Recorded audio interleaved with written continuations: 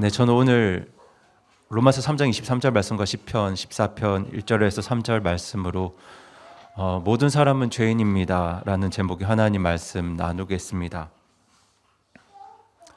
지금 화면에 보시는 이 사람은 티바 알리라는 이라크 출신의 여성인데요. 이 여성은 2017년 가족과 함께 튀르키예로, 지금은 터키가 아니고 튀르키예라고 하는데요. 튀르키예로 여행을 갔다가 이라크로 돌아가지 않고 홀로 튀르키예에 정착했다고 합니다. 그리고 이후 자기 일상을 담은 영상을 유튜브에 올려서 큰 인기를 얻게 되는데요. 그렇게 살다가 이 여성은 이제 아라비안 걸프컵에 출전한 자국 대표팀을 응원하려고 잠시 고국 이라크에 귀국합니다. 그런데 이라크에 귀국해서 납치를 당하게 돼요. 그리고 이 납치를 한 사람이 누군가 하니 바로 그녀의 아버지였습니다. 그 아버지가 이제 딸이 타국에 혼자 살면서 유튜브로 자기 일상을 노출시키는 것을 가족의 명예를 실추시키는 것으로 여겼습니다. 그래서 이 아버지는 딸을 납치해서 딸이 잠들었을 때 그 목을 졸라서 딸을 살해했다고 합니다. 가족의 수치스러움을 씻어내기 위해서 딸을 죽였다고 진술했습니다. 이처럼 그 집안의 명예를 훼손시켰다는 이유로 가족 구성원이나 타인을 살인하는 악습을 명예살인이라고 하는데요. 지금도 매년 5,000명에 이르는 사람이 명예살인으로 목숨을 잃는다고 합니다. 하지만 이것도 통계로 드러난 수치고요. 통계에 포함되지 않은 사례들을 생각해 볼 때 실제로 지금도 얼마나 많은 사람들이 명예살인으로 죽어가고 있는지 그건 아무도 모릅니다. 이런 명예살인은 죄 중에서도 아주 악질적이고 끔찍한 범죄이지만 하지만 아직도 많은 이슬람 국가에서는 이것을 무거운 죄로 여기지 않습니다. 대부분 솜방망이 처벌을 하고요. 사회적으로 지탄도 받지 않습니다. 지탄은커녕 명예살인을 한 남성을 마을의 영웅으로 대접한다고 합니다. 그런데 여러분이 보실 때 이 명예살인이 큰 죄입니까? 작은 죄입니까? 네, 큰 죄죠. 아주 악질적이고 끔찍한 범죄입니다. 사람이 절대로 저질러서는 안 되는 죄 중의 죄입니다. 하지만 지금도 많은 이슬람권 국가에서는 명예살인을 한 사람을 죄인이 아니라 영웅으로 추대하고 있는데요. 여러분, 이런 말도 안 되는 현상의 원인이 어디에 있다고 생각하시나요? 사실 이런 현상의 가장 큰 원인은 선과 악의 기준을 사람에게서 찾기 때문입니다. 명예살인은 선과 악의 기준을 사람에게서 찾을 때 겪는 비극 중에서 가장 대표적인 사례입니다. 여러분 혹시 그 한나 아렌트의 저서인 예루살렘의 아이히만이라는 책을 보셨는지 모르겠습니다. 조금 어려운 책이긴 한데요. 이 책은 세계 2차 대전 당시 유대인 학살 과정에 가담했던 나치 전범인 아돌프 아이히만의 재판 과정을 담은 책인데요. 이때 아이히만은 무려 15가지 죄목으로 국제재판소에 기소됩니다. 그런데 여기서 아이히만은 끝까지 자신의 무죄를 주장합니다. 끝까지 자신의 무죄를 주장했는데 그 이유를 이렇게 말했습니다. 자기는 유대인들을 수용소까지 이송하는 역할만 했고 또 그것은 그 일은 독일법으로 정해진 명령이기 때문에 자기는 그 명령에 따라서 자기 일을 충실하게 수행했을 따름이라고 그렇게 항변했습니다. 그래서 자기는 무죄라는 겁니다. 그런데 여러분이 생각하실 때 이 아이히만에게 죄가 있을까요? 없을까요? 네, 분명히 이 사람에게는 죄가 있습니다. 그는 유대인들을 수용소로 이송할 때 어떤 일이 일어날지 분명히 알고 있었고요. 얼마나 많은 유대인들이 아무런 죄도 없이 가스실에서 죽어 나갈지도 알고 있었습니다. 하지만 자기 나라의 법이고 자기에게 맡겨진 일이기 때문에 아주 성실하게 그 일들을 했습니다. 그런데 그렇게 세계대전이 독일의 패망으로 끝이 났고 아이히만은 국제재판소에서 재판을 받게 되었는데요. 그 사람은 끝까지 자기가 무죄라고 항변했고 주장했습니다. 그런데요, 여러분, 여기서 이 아이히만이 자기의 무죄를 주장한 이유가 무엇 때문이라고 생각하시나요? 그 이유도 명예살인의 이유와 다르지 않습니다. 바로 선과 악의 기준을 사람에게서 찾기 때문입니다. 아이만에게 선악의 기준은 당시 자신의 조국이었던 나치 독일의 기준이었습니다.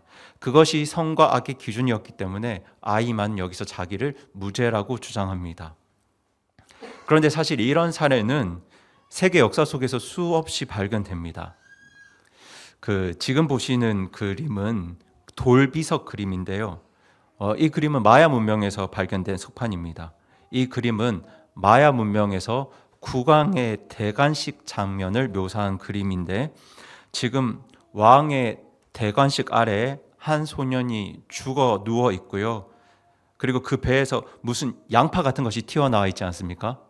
그런데 이게 양파가 아니고 심장입니다. 그러니까 지금 이 그림은 인신 제사를 묘사한 그림이에요.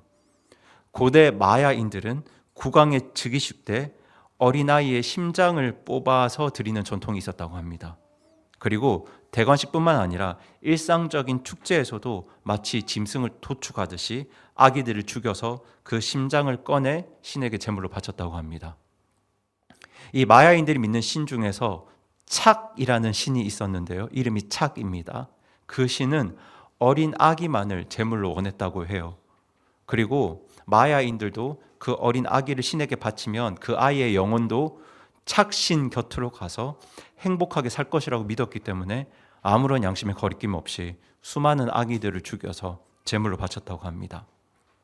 그런데 여러분, 왜 이런 말도 안 되는 일들이 역사 속에서 행해졌겠습니까? 이것도 바로 사람이 만든 기준을 선악의 기준으로 삼았기 때문입니다. 그런데 이게 남의 나라 이야기만은 아닙니다. 우리나라 고전소설을 봐도 심청전이 있습니다. 심청이가 어디에 빠집니까? 인당수에 빠집니다. 심청이를 인당수에 빠뜨려서 우리나라도 인신제사를 드렸다는 기록이 있습니다. 그뿐이 아닙니다, 여러분. 조선시대까지만 해도 우리나라 사람들은 신분이 낮은 사람들을 종으로 삼는 것을 당연하게 생각했습니다. 한 사람을 하나님의 형상을 가진 가장 귀한 인격체로 여기는 것이 아니라 자기 소유물로 생각하고 살았습니다. 사람을 물건으로 여긴 겁니다. 그런데 이건 서구 사회도 마찬가지입니다.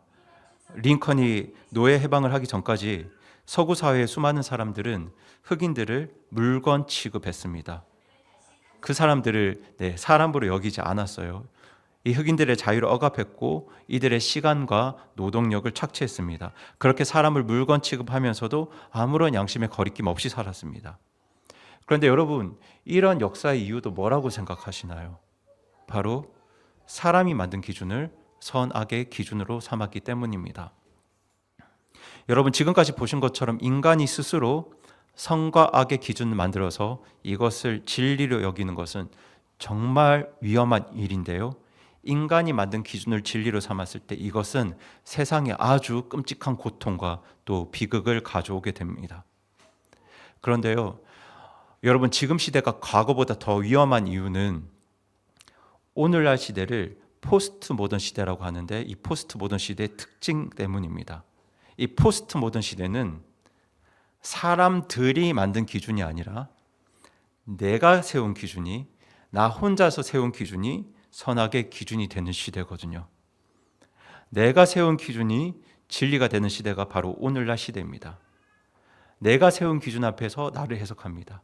그래서 오늘날 대부분의 사람들은 나 정도면 괜찮지라는 생각들을 하고 살아갑니다. 그렇게 생각하는 이유 역시 내가 세운 기준, 사람이 만든 기준을 가지고 선악을 판단하기 때문입니다. 그러면 우리가 여기서 과연 이런 자기 판단, 자기 심판이 언제 시작되었는지 살펴볼 필요가 있는데요. 이 일의 시작이 기록된 곳은 바로 창세기 3장입니다. 창세기 3장에서 아담과 하와는 하나님의 명령을 어기고 선악을 알게 하는 나무의 열매를 먹게 되는데요. 우리는 이것을 짧게 이렇게 줄여서 선악과라고 합니다. 성경은 선악과를 먹는 것을 죄라고 말했습니다. 그런데 사실 세상 사람들은 이 말씀을 볼 때 과일 하나 먹은 것이 뭐 그렇게 큰 문제냐고 말하고, 또 그 죄가 뭐 그리 크길래 후대까지 영향을 미친다고 하니 세상 사람들은 이걸 쉽게 이해하지 못합니다.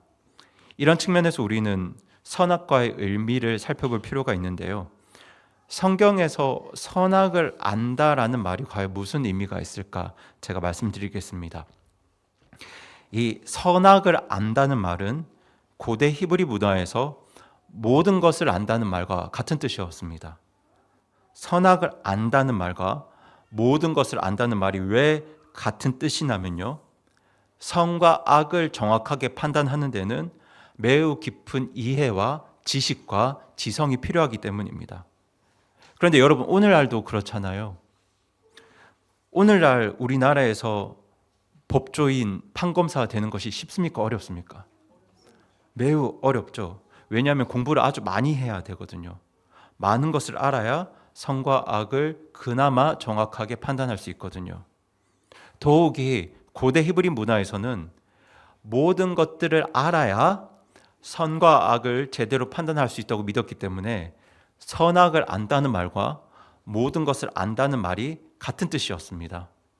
그러니까 선악과를 먹겠다는 것은 내가 모든 것을 아는 위치에 서겠다는 뜻이고, 동시에 이것은 모든 선악을 판단하는 위치에 서겠다는 뜻인데요. 이건 궁극적으로 말하면 인간이 하나님의 영역을 침범하겠다는 뜻입니다. 때문에 선악과를 먹지 말라는 하나님의 명령은 하나님의 영역을 침범하지 말라는 명령이었습니다. 하지만 창세기 3장에서 뱀은 아담과 하와를 유혹하게 되는데요. 이때 뱀이 어떻게 하와를 유혹했습니까? 저희 창세기 3장 5절 말씀 같이 한번 읽어보겠습니다. 시작. 너희가 그것을 먹는 날에 너희 눈이 열리고 너희가 신들과 같이 되어 선악을 알 줄을 하나님이 아시느니라 하니라. 네, 지금 뱀은 너희가 신들과 같이 되어서 선악을 알게 될 것이라고 유혹했습니다. 지금 여기서 너희 눈이 열린다는 말은 너희가 신들처럼 모든 것을 알게 된다는 뜻이고요. 선악을 알게 된다는 말은 너희 스스로, 인간 스스로 선과 악을 완벽하게 판단할 수 있다는 뜻이었습니다.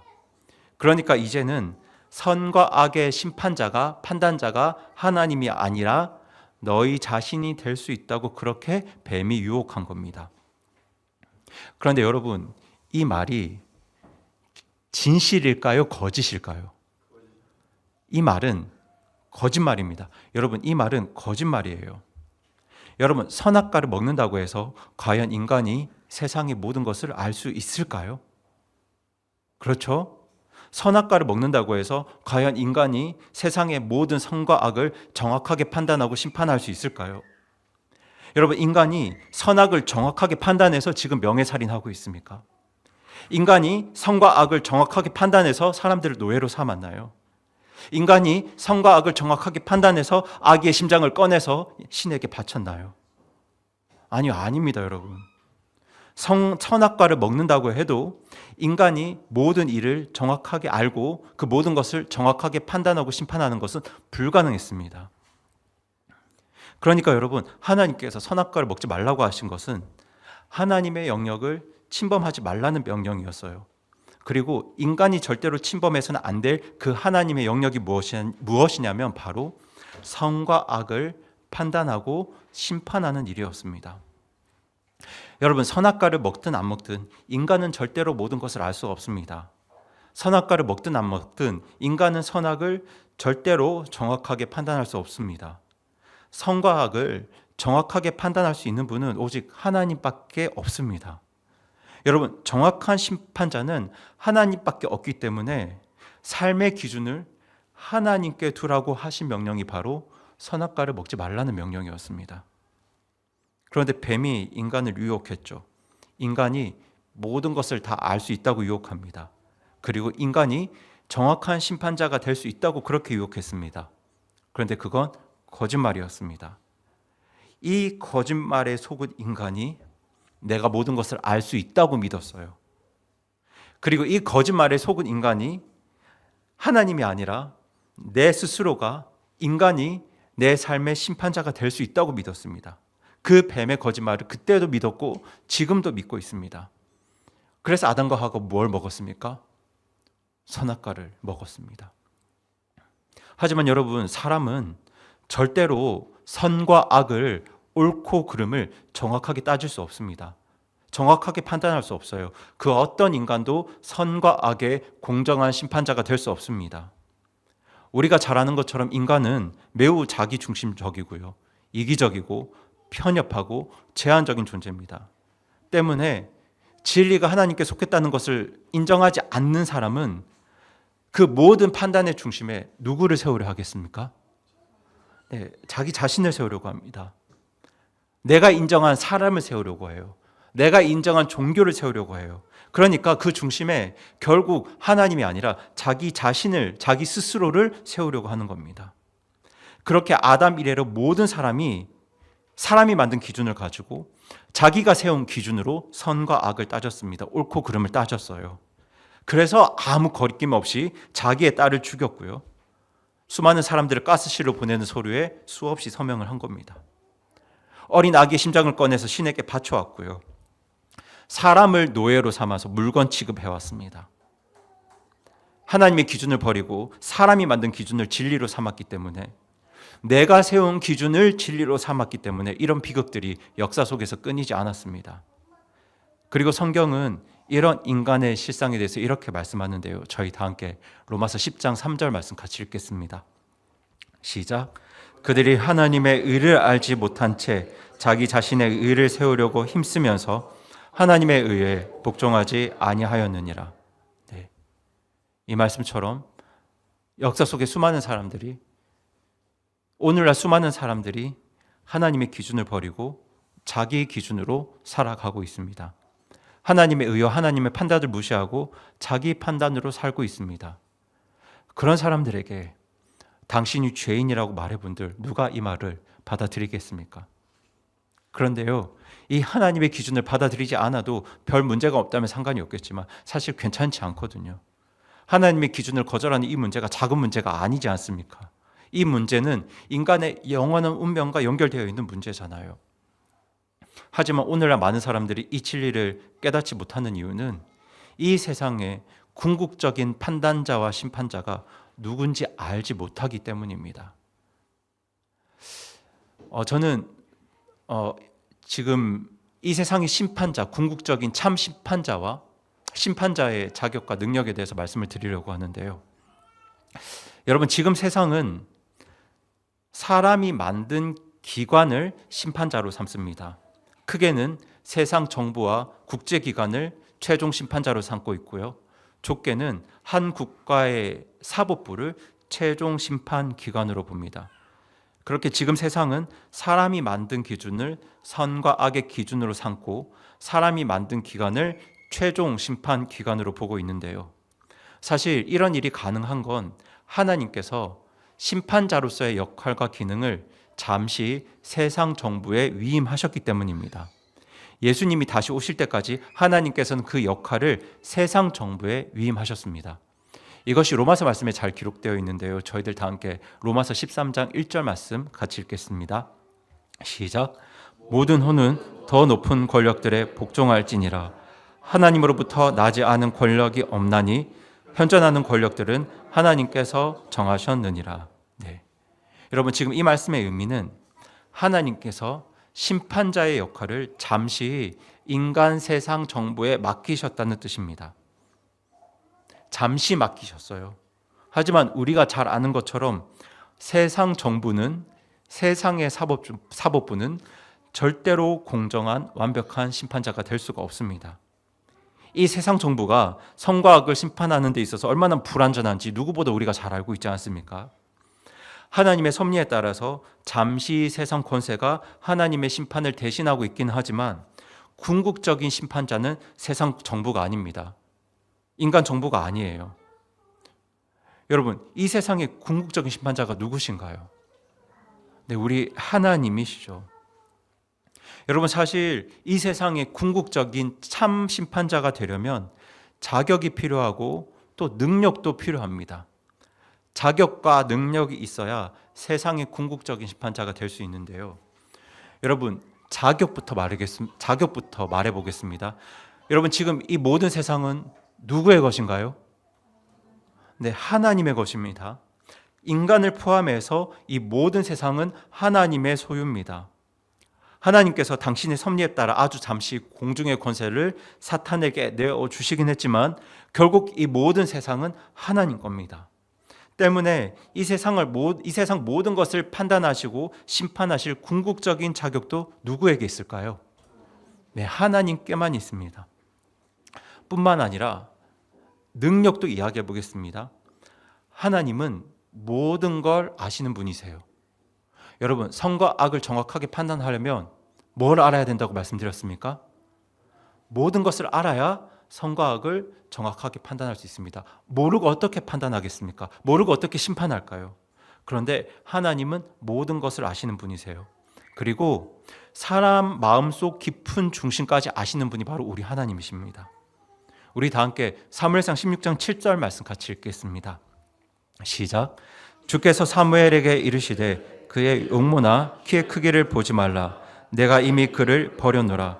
주는 사람이 보는 것처럼 보지 아니하나니 사람은 겉모습을 보나 주는 마음을 보느니라 하시니라. 네. 여러분, 하나님은 이 세상의 모든 것을 아시고요. 심지어 사람은 절대로 알 수 없는 다른 사람의 속마음까지 정확하게 아십니다. 이처럼 하나님께서는 심판과 판단에 필요한 모든 것들을 아시기 때문에 모든 선과 악을, 모든 옳고 그름을 아주 정확하게 판단하고 심판하실 수 있는 능력이 있으세요. 때문에 궁극적인 심판자로서의 능력 역시 오직 우리 하나님께만 있습니다. 사람이 아무리 똑똑해서 하버드 로스쿨에서 공부를 하고 변호사, 검사, 판사 이 모든 경험들을 다 하고 역사와 정치와 문화와 예술에 대한 모든 해박한 지식이 있다고 해도 그 어떤 사람에게도 완벽하게 선과 악을 판단할 수 있는 그런 자격과 능력은 없습니다. 자격도 없고 능력도 없습니다. 선과 악을 판단하고 심판할 자격과 능력을 갖춘 유일한 분은 바로 창조주 하나님 한 분뿐이세요. 그리고 하나님께서는 사람에 대한 그 능력과 그 자격을 가지고 사람을 향한 아주 정확한 판단을 성경에 기록하셨습니다. 그리고 그 정확한 판단에 대한 말씀이 바로 오늘 본문입니다. 오늘 본문에는 사람을 향한 하나님의 정확한 판단과 심판이 기록되어 있는데요. 저희들 로마서 3장 23절 말씀 다시 한번 읽어보겠습니다. 시작. 모든 사람이 죄를 지어 하나님의 영광에 이르지 못하더니. 네, 이 로마서 말씀에는 모든 사람에 대한 하나님의 정확한 판단이 기록되어 있습니다. 그 하나님의 정확한 판단에 따라 모든 사람은 죄인입니다. 심판자로서 완벽한 자격과 능력을 갖추신 하나님께서 모든 사람은 죄인이라고 판단하셨습니다. 어떤 사람은 죄인이라고 말씀하신 게 아니라 이런 사람은 죄인이라고 말씀하신 게 아니라 모든 사람이 죄인이라고 판단하셨어요. 여러분, 이 판단이 가장 정확한 판단입니다. 여러분, 세상 정부의 판단이 정확한 판단이 아니라 이 하나님의 판단이 가장 정확한 판단입니다. 모든 사람은 이 하나님의 판단을 받아들여야 해요. 성경은 죄를 헬라어로 하마르티아라고 하는데요. 이 하마르티아의 뜻은 적중하지 못했다, 목표를 벗어났다입니다.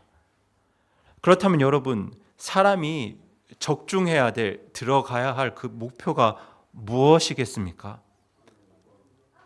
그 목표가 하나님의 영광, 하나님의 빛인데요. 그걸 다른 표현으로 정리해서 말씀드리면 지난주에 나누었던 주의 길, 하나님의 의, 바로 정의와 공의입니다. 그게 하나님의 기준이고 인간이 들어가야 할 하나님이 정해주신 목표 영역입니다. 그런데 아담 이래로 모든 사람이 이 하나님의 기준을 버렸어요. 주의 길이 아니라 자기 길을 걸었습니다. 주의 길이 아니라 사람의 길을 걸었어요. 그렇게 하나님의 기준을 버리고 자기 기준 가지고 살았습니다. 그런데 그렇게 살아도 하나님의 기준과 사람의 기준이 같다면, 비슷하다면 문제가 안 되겠죠. 그런데 여러분, 하나님의 기준과 사람의 기준이 같겠습니까? 다르겠습니까? 다릅니다. 달라요. 그것도 아주 크게 다릅니다. 저희 같이 이사야 55장 8절 9절 말씀 같이 읽어보겠습니다. 시작. 내 생각들은 너희 생각들이 아니며 내 길들은 너희 길들이 아니니라. 주가 말하노라. 하늘들이 땅보다 높음 같이 그렇게 내 길들은 너희 길들보다 높고 내 생각들은 너희 생각들보다 높으니라. 아멘. 여러분, 지금 성경은 하나님의 길과 사람의 길이 다른데 그 차이가 하늘과 땅 차이라고 합니다. 하늘과 땅 차이라고 말해요. 여러분, 하나님의 생각과 사람의 생각이 같을 수가 없고요. 하나님의 길과 사람의 길이 같기는커녕 비슷할 수도 없습니다. 이게 무슨 말이냐면요. 사람이 하나님의 길이 아니라 자기의 길을 걷는 순간 누구의 길에서 벗어난다는 뜻일까요? 하나님의 길에서 다 벗어난다는 뜻입니다. 하나님의 길에서 벗어난다는 거예요. 사람의 길과 하나님의 길이 하늘과 땅 차이기 때문에 사람이 자기 길을 걷는 순간 하나님의 길에서 하나님에 의해서 다 완벽하게 벗어난다는 겁니다. 그래서 그렇게 하나님의 길과 하나님에 의해서 벗어난 그 상태를 성경이 뭐라고 말하냐면 바로 죄라고 말합니다. 아담과 하와가 이 진리를 믿었다면 선악과를 먹지 말아야 했습니다. 자기 길이 아니라 하나님의 길을 계속 걸어야 했습니다. 아담 이래로 모든 사람이 이 사실을 알았다면 자기 길을 버려야 했어요. 자기의 의를 버리고 하나님을 찾고 하나님의 길을 구했어야 했습니다. 하지만 아담과 하와는 선악과를 먹었고요. 아담 이래로 모든 사람은, 저와 여러분도 하나님의 길이 아니라 자기 길을 걸었습니다. 하나님의 의가 아니라 자기의 의, 자기 기준 가지고 살았습니다. 그래서 모든 사람이 하나님 앞에 죄인인 겁니다. 여기에 대해서 성경이 이렇게 말씀합니다. 저희 말씀 나누기 전에도 읽었지만 시편 14편 1절에서 3절 다시 한번 읽어보겠습니다. 시작. 어리석은 자가 자기 마음속으로 이르기를 하나님은 없다 하였도다. 그들은 부패하여 가증한 일들을 행하였으니 선을 행하는 자가 하나도 없도다. 주께서 깨닫고 하나님을 찾는 자가 있는지 보시려고 하늘에서부터 사람들의 아이들을 내려다 보셨는데 그들이 다 치우쳐서 다 함께 더럽게 되었고 선을 행하는 자가 없나니 단 한 사람도 없도다. 네. 여러분, 이 말씀을 보세요. 모든 사람이 하나님을 찾고 주의 길을 구했어야 했는데 모든 사람이 다 치우쳤다고 합니다. 여러분, 지난주 여호수아 말씀 나눌 때 치우쳤다는 말 기억하시죠? 여호수아 1장 7절 말씀 나눌 때 이 성경에서 치우쳤다는 말은 크게 벗어났다는 뜻이에요. 주의 길에서 벗어났다는 겁니다. 그런데 왜 주님의 길에서 다 벗어났습니까? 하나님을 찾지 않았거든요. 하나님을 찾을 수 있는데 하나님 찾지 않고 하나님 없다고 여겼거든요. 그렇게 모든 사람이 하나님을 찾지 않고 주의 길에서 벗어나는 죄들을 계속 범해왔기 때문에 앞서 말씀드렸던 그 비극적인 역사들이 역사 속에서 계속되어 온 겁니다. 그리고 그 죄 때문에, 그 사람의 죄 때문에 오늘 우리 삶 속에도 아픔과 고통과 슬픔과 상처가 끊이지 않고 계속되는 거예요. 그렇게 성경은 모든 사람이 죄인이라는 하나님의 정확한 판단을 선언하고 있는데요. 그런데 그렇게 누군가가 죄를 지으면 벌을 주어야 합니다. 벌을 주어야 해요. 여러분, 죄를 지었을 때 벌을 주는 나라가 좋은 나라입니다. 지난 주일날 예배를 드리고 이제 오후에 그 민주자매 서연 학생과 같이 지난 주일 말씀 나누었던 그 공의를 정리하면서 서연이한테 이런 질문을 했습니다. 서연아, 이 세상에서 감옥이 있는 나라가 좋은 나라일까? 감옥이 없는 나라가 좋은 나라일까? 여러분, 감옥이 있는 나라가 좋은 나라입니까? 감옥이 없는 나라가 좋은 나라입니까? 네, 감옥이 있는 나라가 좋은 나라입니다. 여러분, 우리나라에 감옥이 없다고 한번 생각해 보세요. 대한민국이 죄인들을 벌하지 않고 그들을 감옥에 가두어서 사회와 격리시키지 않는다면 우리나라가 어떻게 돌아갈지 한번 생각해 보세요. 끔찍하지 않습니까? 여러분, 죄인이 있는 한, 죄가 있는 한 감옥이 있는 나라가 좋은 나라입니다. 여러분, 죄를 벌하시는 하나님이 좋은 하나님이시고요. 그것도 그 죄를 정확하게 벌하셔야 좋은 하나님이세요. 그리고 성경은 하나님께서 그 죄를 어떻게 벌하시는지에 대해서도 분명하게 기록하고 있습니다. 저희 다 함께 요한계시록 20장 12절 말씀 같이 읽겠습니다. 시작. 또 내가 보니 죽은 자들이 작은 자나 큰 자나 하나님 앞에 서 있는데 책들이 펼쳐져 있고 또 다른 책, 즉 생명책이 펼쳐져 있더라. 죽은 자들이 자기 행위들에 따라 그 책들에 기록된 그것들에 근거하여 심판을 받았더라. 아멘. 여러분, 이 말씀처럼 모든 죄인은 하나님 앞에서 자기 행위에 따라 기록된 근거에 의해서 아주 정확하게 하나님의 심판을 받습니다. 그리고 그렇게 하나님의 정확한 심판을 받은 사람들이 향하는 곳이 어디냐면 바로 영존하는 불입니다. 저희 다 함께 마태복음 25장 41절 같이 읽겠습니다. 시작. 그때 그가 왼쪽에 있는 자들에게도 이르되 저주를 받은 자들아 너희는 내게서 떠나 마귀와 그의 천사들을 위해 예비된 영존하는 불에 들어가라. 네. 이 말씀에 기록된 것처럼 죄인들이 받는 벌은 사탄 마귀를 위해 예비된 영존하는 불에 들어가는 겁니다. 영존하는 불에 들어가는 것이 바로 하나님의 정확한 심판을 받은 죄인들의 운명입니다. 그런데 보시는 것처럼 원래 영존하는 불은 영원한 브로스는 사람을 위해 만들어진 곳이 아니에요. 원래 이곳은 사탄 마귀와 악한 영들을 위해서 예비된 장소입니다. 하지만 성경은 하나님을 거절하고 끝까지 자기 길을 걸어간 그 죄인들이 받을 벌을 영존하는 불에 들어가는 것으로 말씀합니다. 이 하나님의 형벌 앞에 세상 사람들은 너무하다고 항변할 수 있어요. 너무하다고 말할 수 있겠죠. 그런데 사람들이 이렇게 지금이죠. 사실 지금 그렇게 항변할 수 있는 이유도 어디에 있냐면 그 사람들이 자기 의를 가지고 판단하기 때문입니다. 자기 기준으로 판단해서 그렇게 말할 수 있는 거예요. 자기 기준으로 판단하기 때문에 악의 심장을 꺼내서 인신제사 드린 사람들, 다른 사람을 노예로 삼아서 물건처럼 사고 팔았던 사람들, 수많은 사람들을 가스실로 보낸 그 사람들이 자기 기준 가지고 판단하기 때문에 지금도 자신을 무죄라고 그렇게 주장할 수 있는 겁니다. 자기 기준으로 판단하거든요. 하지만 여러분, 제가 극단적인 사례들을 들긴 했지만 여러분들이 이런 이야기를 들으실 때 사람의 의와 사람의 기준이 얼마나 불완전한지를 보셔야 합니다. 사람의 의와 사람의 기준이 결코 절대로 정확한 기준이 아니라는 사실을 우리가 받아들여야 합니다. 여러분, 인간은 절대로 완전한 심판자가 될 수가 없어요. 그러니까 인간의 기준은, 여러분의 기준은 절대로 정확한 기준이 될 수가 없습니다. 모든 인간은 자기중심적이고요. 타락한 죄의 속성을 다 가지고 있어요. 그러니까 쉽게 말씀드리면 사람이 만든 기준은 죄인이 만든 기준이에요. 인간이 만든 기준은 죄인들이 만든 기준입니다. 하나님께서 심판자의 역할을 잠시 세상 정부에 위임하셨다고 해서 그 인간이 만든 기준이, 인간 정부의 기준이 정확한 기준이라고 착각하시면 절대로 안 됩니다. 여러분, 과거 세상 정부의 기준으로는 아기들 심장 꺼내는 제사가 죄가 아니었습니다. 그게 인간 정부의 기준이었어요. 과거 인간 정부의 기준으로는 처녀를 인당수에 빠뜨리는 것도 죄가 아니었습니다.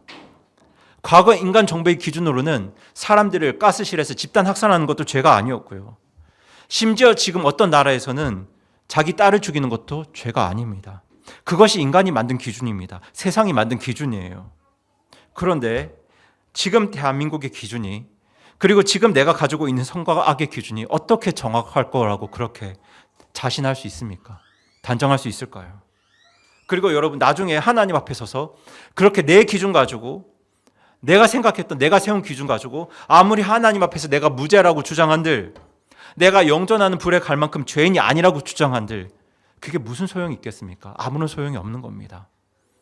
그리고 제가 더 정확하게 말씀드리면, 훗날 사람들이 이 죄 문제를 해결하지 못하고 하나님 앞에 서게 되면 그때는 무죄를 주장하기는커녕, 하나님의 벌이 너무하다고 항변하기는커녕 하나님 앞에서 그 어떤 변명도 할 수 없게 됩니다.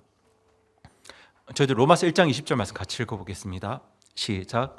그분의 보이지 아니하는 것들 곧 그분의 영원하신 권능과 신격은 세상의 창조 이후 분명히 보이며 만들어진 것들에 의해 이해될 수 있으므로 그들이 변명할 수 없느니라. 아멘. 지금 사도 바울은 로마서에서 훗날 사람들이 하나님 앞에서 그 어떤 변명도 할 수 없을 거라고 말씀하고 있는데요. 저는 여기에 두 가지 이유가 있다고 생각합니다.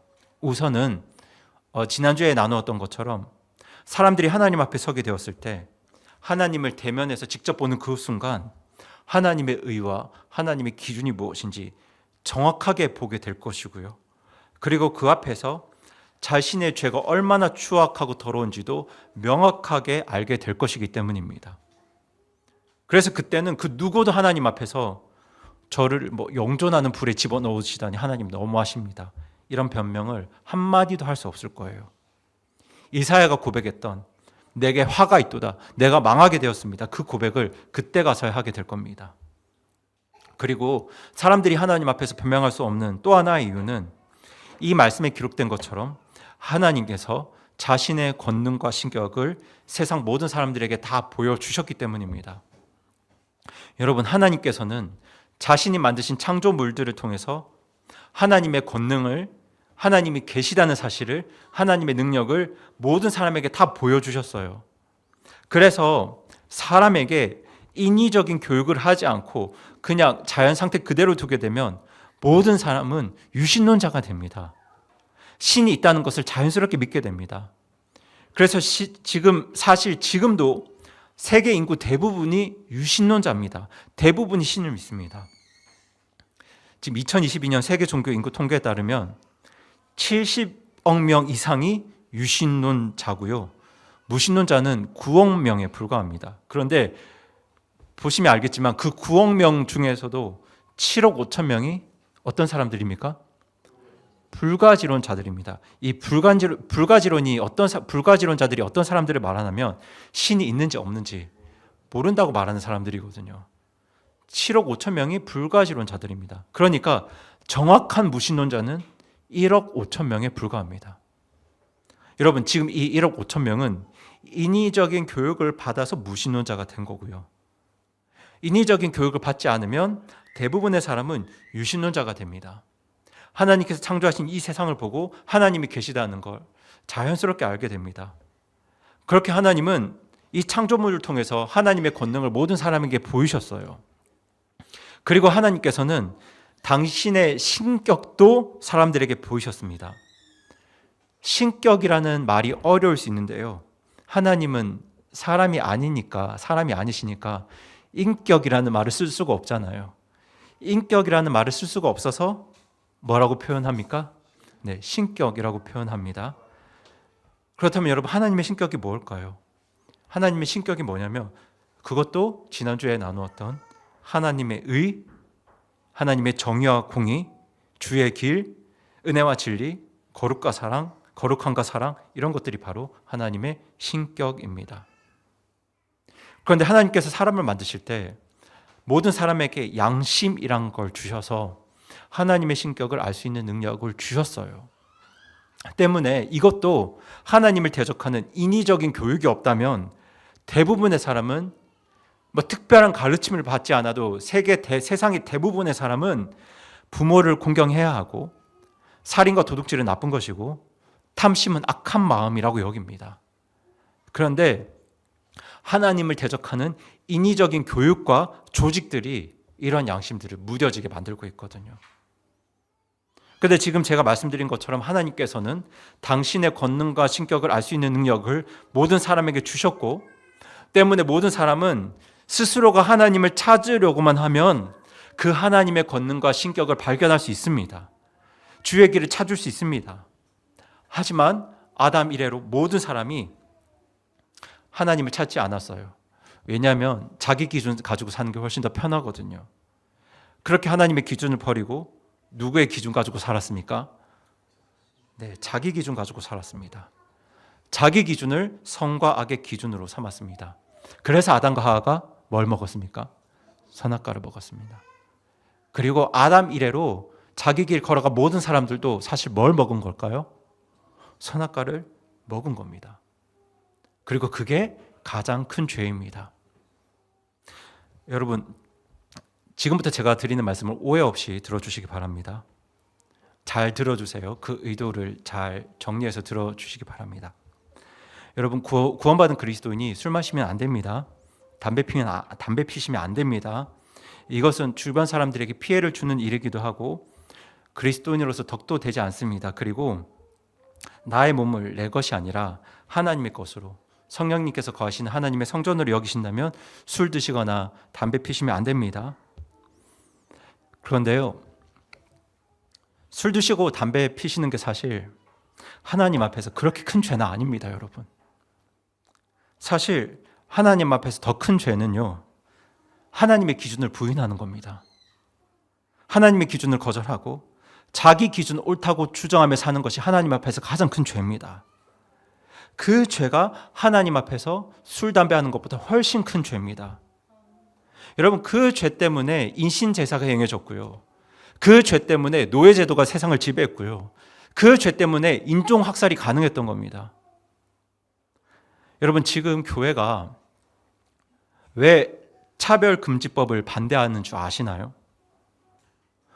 사실 지금 저희가 반대하는 게 차별금지가 아닙니다. 지금 저희가 차별금지를 반대하는 게 아니에요.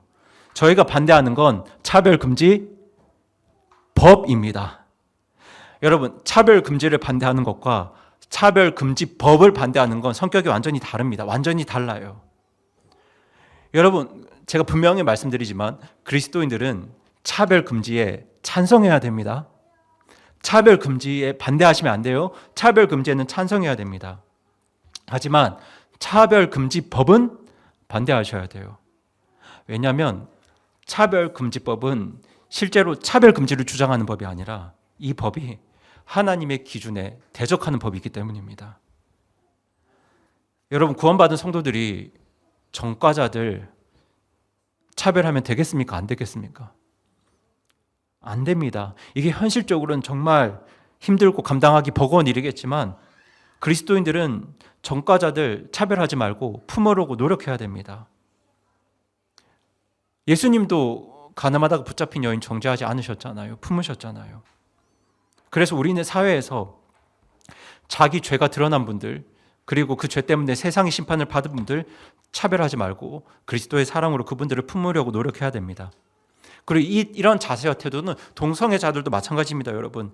그리스도인들은 그 사람들이 하나님 앞에서 자기 죄를 깨닫고 회개하고 예수님 믿도록 기도하면서 그들을 품어야 됩니다. 그런데 왜 교회가 차별금지법을 반대할까요?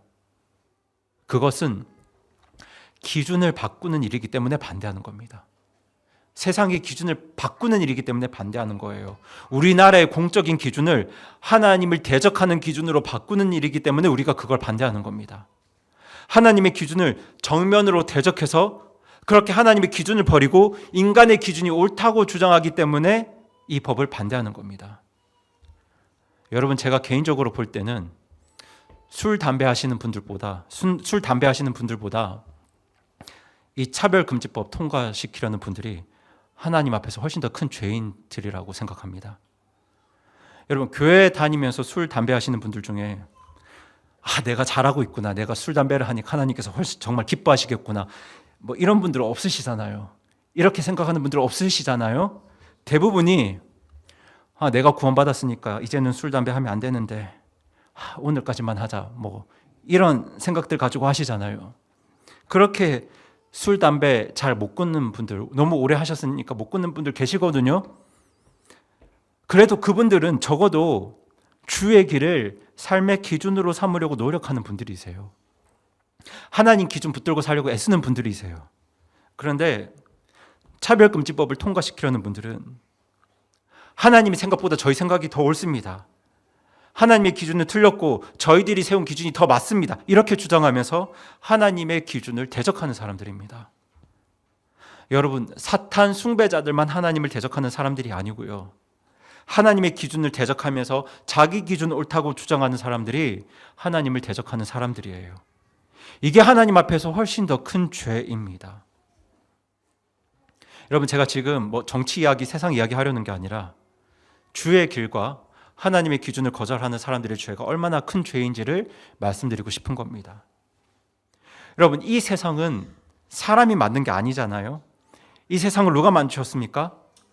하나님이 만드셨잖아요. 그러니까 이 세상을 만드실 때 세상의 질서도 누가 정하셨나요? 하나님이 정하셨죠. 때문에 하나님께서 만드신 이 세상은 하나님의 질서와 하나님의 기준대로 돌아가야 세상이 잘 돌아갑니다. 그래야 세상에 사는 모든 존재들이, 모든 사람들이 행복하게 살 수 있거든요. 그런데 세상을 만드신 하나님의 기준과 질서를 무너뜨리겠다는 건 이 세상 자체를 무너뜨리려는 것과 다를 바가 없습니다. 여러분, 도로에도 교통 질서가 있잖아요. 신호등이 있고 차선도 있고 중앙선도 있습니다.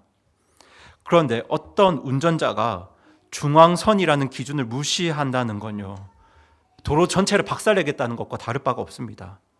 다를 바 없는 거예요. 차라리 운전하면서 담배 피시는 게 나은 죄입니다. 그렇잖아요? 운전하면서 담배 피는 게 중앙선 무시하는 것보다 훨씬 가벼운 죄예요. 중앙선 무시하는 게 훨씬 큰 죄인 겁니다. 때문에 하나님의 기준 거절하고 자기 기준 옳다고 주장하며 사는 건 하나님 앞에서 정말 큰 죄입니다. 그런 사람들이 정말 불행하게도 힘을 가지면 가질수록 이 세상은 더 망가지게 되거든요.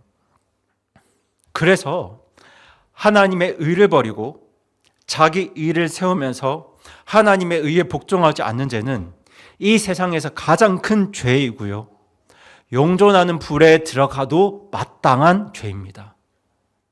그래서 훗날 하나님 앞에 서서 하나님의 심판을 받게 되는 사람들, 하나님의 길을 버리고 자기 길 가지고 살아왔던 사람들이 하나님 앞에서 어떤 변명도 할 수 없게 되는 겁니다. 하나님 앞에서 자기 죄가 얼마나 큰지 정확하게 보게 될 것이기 때문에 한마디도 할 수 없게 되는 거예요. 여러분, 제가 오늘 말씀을 정리하겠습니다. 여러분, 모든 사람이 죄인이라는 이 하나님의 판단은 그 어떤 판단보다 아주 정확한 판단입니다. 그리고 그 죄의 벌이 영존하는 불호수라는 하나님의 심판 역시 아주 정확하고 공정한 하나님의 심판이고 하나님이 정하신 형량입니다. 지금 사람들이 그 공정함과 정확함을 제대로 보지 못할 뿐이지 그 하나님의 판단이 가장 정확한 판단이고 이 하나님의 심판이 아주 정확한 심판입니다. 여러분, 하나님의 심판이 얼마나 정확한 심판이냐면요, 모든 사람이 죄인임에도 불구하고 하나님 앞에 변명할 수 있는 사람들이 있습니다. 아세요? 하나님 앞에 변명할 수 있는 사람들이 있어요. 그 대표적인 사례가 누구냐면 바로 아기 때 죽은 다윗의 아들입니다. 여러분, 아기에게는 하나님의 권능과 신격을 깨달을 능력이 있습니까? 없습니까? 없죠. 아기에게는 그런 능력이 없거든요. 깨달을 수 없거든요. 그래서 그 아기들에게는 하나님께 변명할 여지가 있습니다. 때문에 그런 경우는 비록 죄인들이긴 하지만, 죄로 인해 사망을 경험한 죄인들이긴 하지만 하나님의 공정한 심판에 따라 그 형벌이 면해집니다. 형벌에서 제외됩니다. 저는 하나님의 권능과 신격을 깨달을 수 없는 지적 장애인들도 여기에 속한다고 믿는데요. 그래서 다윗이 죽은 아들, 어린 아들을 놓고 어떻게 고백했습니까? 저희 다 함께 그 사무엘하 12장 23절 읽겠습니다. 시작. 그러나 지금은 그가 죽었으니 어찌하여 내가 금식하겠느냐? 내가 그를 다시 데려올 수 있느냐? 나는 그에게 가겠지만 그는 나에게 돌아오지 아니하리라 하니라. 네, 지금 다윗은 나는 그에게 가겠지만 이라고 말합니다. 이게 무슨 말이냐면 하나님 나라에서 만날 수 있다는 뜻이에요. 지금 하나님께서 그 아들의 형벌은 면해 주셨다는 뜻입니다. 그러니까 하나님의 심판은 정말 정확한 심판이에요. 아주 정확한 심판입니다. 그 정확한 하나님의 심판에 따라 모든 사람은 내가 하나님 앞에 지은 죄 때문에, 내가 범한 죄 때문에 영존하는 불에 들어가야 합니다. 정확한 심판에 따라 영존하는 불에 들어가는 겁니다. 예수님 믿지 않아서, 하나님 믿지 않아서 거기 들어가는 게 아니고요. 하나님의 기준 앞에서 하나님의 정확한 심판에 따라 영존하는 불에 들어가는 겁니다. 그래서 누가 오셨나요? 그래서 누가 오셨죠? 그래서 예수님이 오셨습니다.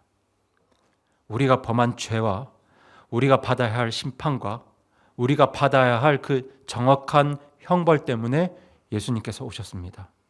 그렇게 완전히 망해버린 우리들을 구원하시고 우리에게 그 생명을 주시기 위해서 예수님께서 이 땅에 오셨습니다. 우리 다 함께 요한복음 10장 10절 말씀 읽겠습니다. 시작. 도둑이 오는 것은 다만 도둑질하고 죽이고 멸망시키려 함이지만 내가 온 것은 양들이 생명을 얻게 하고 생명을 더욱 풍성히 얻게 하려 함이라. 아멘. 여러분 그 알렉산더 플레밍이라는 분을 아십니까? 아시는 분도 계실 건데요. 이분은 그 페니실린이라는 항생제를 발견한 영국의 유명한 생명공학자이고 또 세균학자입니다. 이분이 활동하던 당시에 유럽에 세계 2차 대전이 있었는데요. 이분의 연구 업적이 상처 소독과 감염과 연관되어 있었습니다. 그래서 이분의 연구 업적은 이 영국과 연합국이 세계대전에서 승리하는데도 굉장히 큰 기여를 하게 되는데요. 이처럼 플레밍 박사님께는 탁월한 연구 업적이 많았기 때문에 이 신문 기자들이 이분을 찾아가서 이런 질문을 합니다. 박사님이 지금까지 발견한 것들 중에 가장 위대한 발견이 무엇입니까? 이렇게 물어보았습니다. 아마도 기자들은 페니실린이라는 답을 기대하고 이런 질문을 한 것 같은데요. 그때 플레밍 박사님은 이렇게 대답을 합니다. 어떻게 대답을 하냐면요. 제가 발견한 것 중 가장 위대한 것은 제가 죄인이란 것을 안 것이고 예수님 십자가 보혈로 죄를 용서받아 구원받았음을 발견한 겁니다. 라고 대답했습니다. 여러분, 페니실린을 발견한 위대한 학자가 자기 인생의 가장 위대한 발견을 이렇게 고백했습니다. 첫 번째는 내가 죄인이라는 것, 그리고 두 번째는 예수님이었습니다. 여러분, 이 고백이 뭘 뜻할까요? 나에게 예수님이 필요하다는 사실을 깨달으려면, 나에게 정말 예수님이 필요하다는 그 진리를 깨달으려면 내가 먼저 죄인이라는 사실을 알아야 한다는 거예요.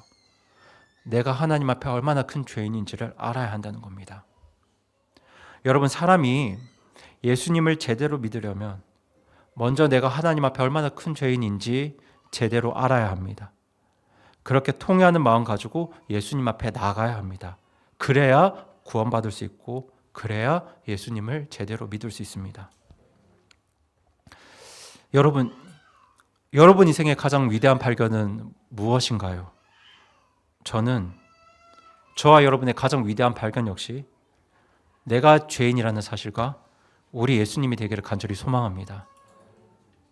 그리고 그게 정말 우리의 가장 위대한 발견이라면 우리 사랑하는 가족과 친구와 지인들에게도 이 위대한 발견을 소개하고 고백하고 전해야 됩니다. 우리가 그런 성도들이 되기를 원하는데요. 그때 잘 들어주세요. 우리가 먼저 말해야 될 건 당신이 죄인이라는 말이 아닙니다. 우리가 먼저 말해야 될 건 그 말이 아니에요.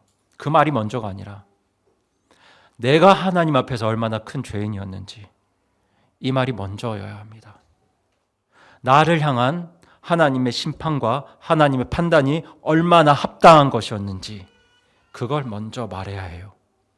그래서 예수님이 나에게 꼭 필요한 분이었고 그 예수님을 통해서 내가 죄를 용서받고 구원받았다는 그 사실을 먼저 고백해 주시기 바랍니다.